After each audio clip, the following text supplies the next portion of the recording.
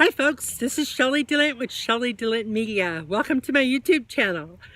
Today I'm starting a new series in my seed planters playlist, okay? And this series, I have to divide it up into so many different sequences because I'm only allowed to upload to YouTube for a total of 15 minutes at one time, and the series is going to take a little bit longer than 15 minutes, okay? And to do it properly, I have to divide it up into smaller segments, okay? So the topic that I'm going to be talking about is, why do bad things happen to good people?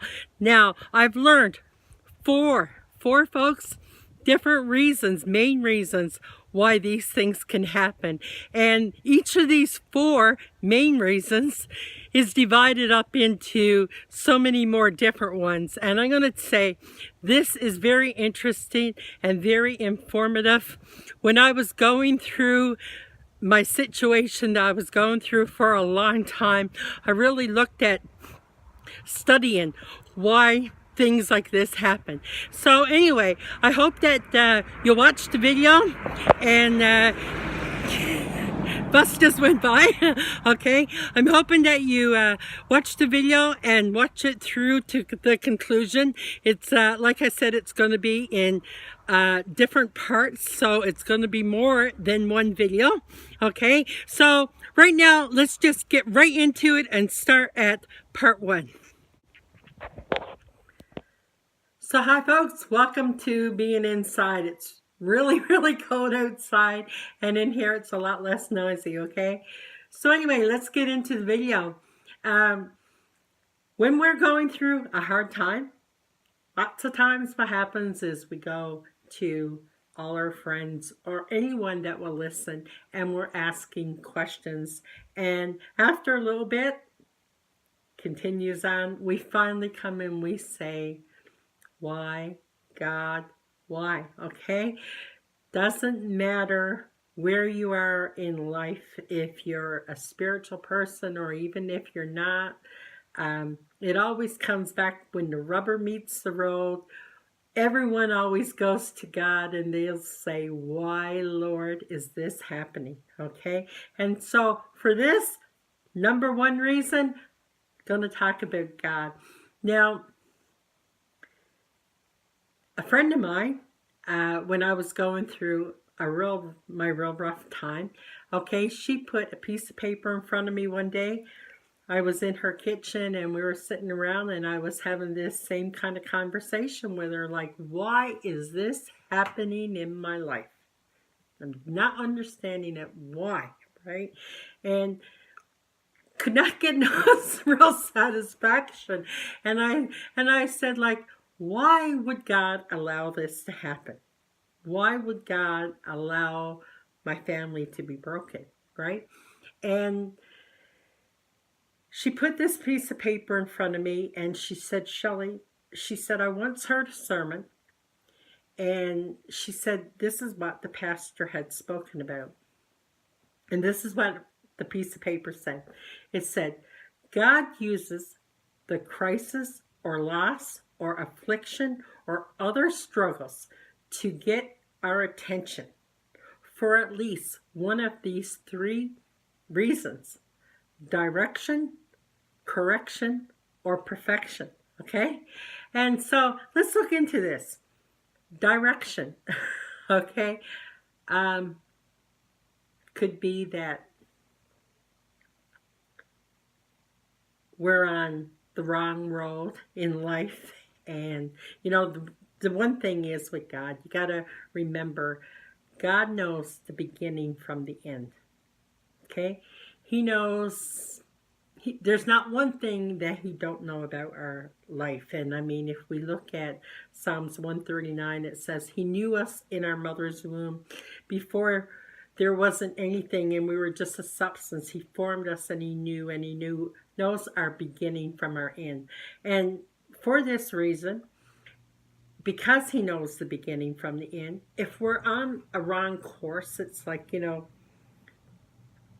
you could be following a road map and you're going from one town to the next, and then like there could be something on that road that is not going to be good for us. So God may want to change us around, and that's like the roadmap of life. Okay, if we're going down a certain path, He wants to change us, right? Okay, it could be the person that we meet that we may think is an ideal spouse for us. Well, we don't know what could happen down the road, that may not be the right person for us. Or it could be a job situation, or buying a house. Maybe we decided we're going to buy a house, but hey, we don't know that down the road we may not have a job to pay for the house, right? Or a car or anything, right?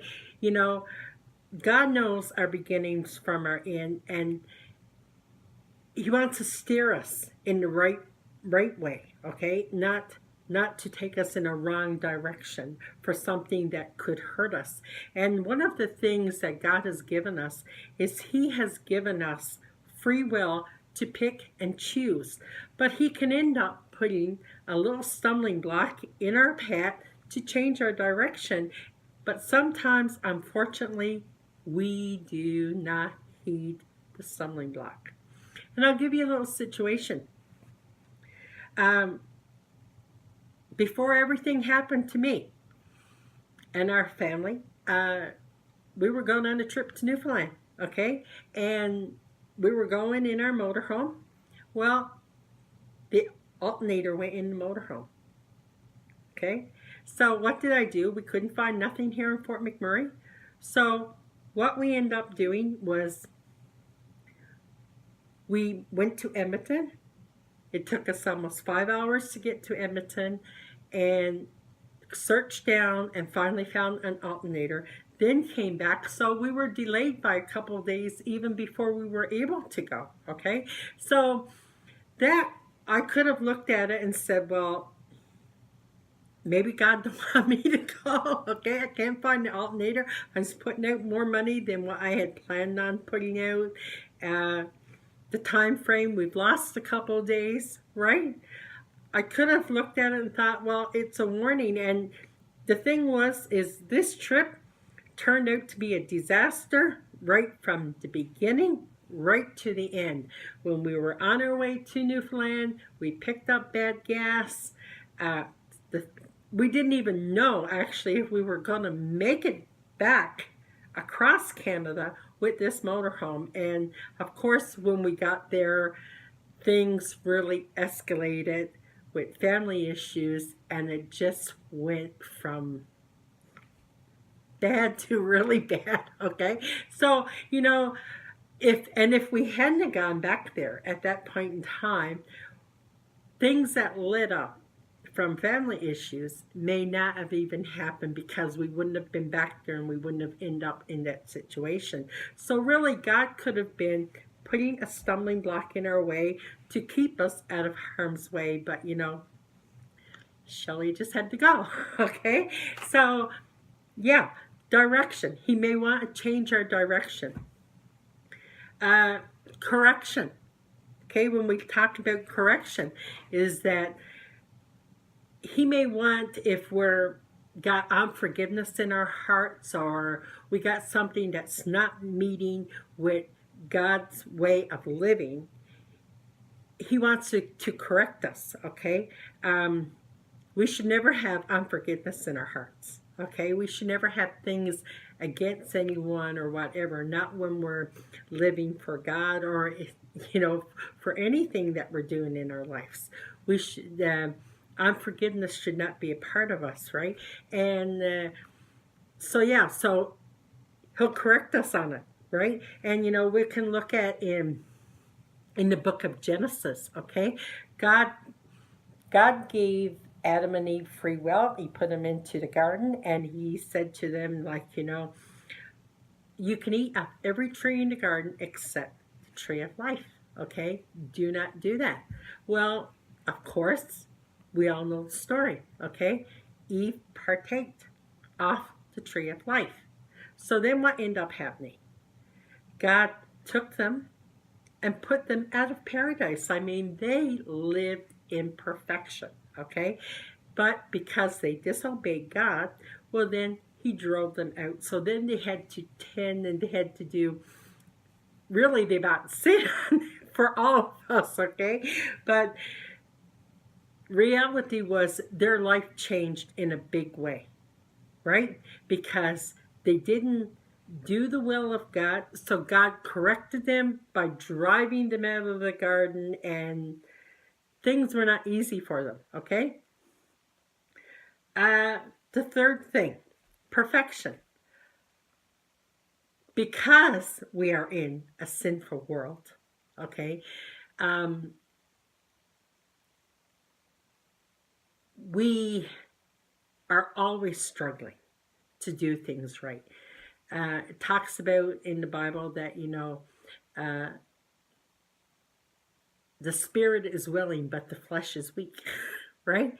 And God tells us too, to, if we're obeying him, we will have abundance in life, okay? We can have, it says, choose life or death, right? You can choose life or death. And so many times we go against that. And so God needs to perfect us and to get the little things out. And, there's this one story, in the Bible, a lot of times it refers to God as being the potter and we are the clay, and he takes us and he molds us and shapes us to what he wants for us. And there's this little story I heard one time about a teacup, okay? Potter made this beautiful little teacup. So he paints them all up and he gets it all ready and he puts them into the fire, right? And that's like us. We go, when God is perfecting us, he sometimes puts us into the fire of perfection to get the impurities out of our lives, right? And this little teacup, when he's being put in the fire, he's like, no, I don't want to be into the fire. Take me out of here. And, after a little bit, the potter takes him out. And then he sees an imperfection in him. So what does he do? He fiddles around and puts him back in again. And this little teacup is saying, oh, no, I don't want to be into the fire here. Please take me out. Please take me out. And then he comes back out and he's a perfect, beautiful little teacup, right? But if the imperfections wouldn't take him out of him, he wouldn't be made perfect. And here in life, we will not be perfect because we live in an imperfect world, right? Okay? God is the only one who was, Jesus himself, when he was here, he was the only one who was perfect. He was the only one who was without sin. So because we have a sin nature in us, okay, the Bible says we're all born in sin, okay? There's not one person, folks, who is ever born that's not born in sin, and we all have imperfections in us. So God wants to perfect us, right? So sometimes when we're going through things in our life, it's because he wants to perfect us. So this is my topic on when we're going through bad things, why is it with God, okay? This is the God factor, okay? So I hope this has helped you. Please stay tuned for, if it's not God, well, who else could it be, okay? In the next video. So stay tuned for part 2. Take care, folks.